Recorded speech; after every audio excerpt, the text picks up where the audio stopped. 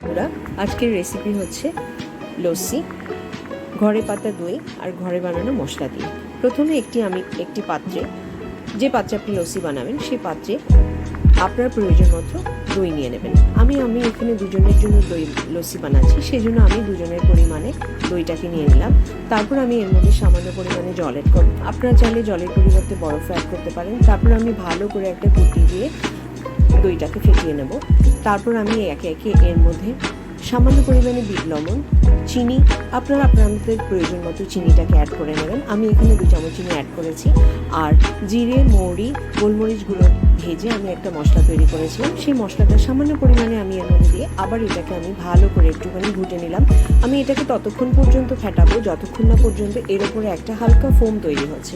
এতে সমস্ত কিছু মিশ্রণটা খুব ভালোভাবে হয়। তারপর আমি এটাকে একটা যে কাপে আপনি সার্ভ করবেন একটু আমচুর মশলা ছড়িয়ে দিয়ে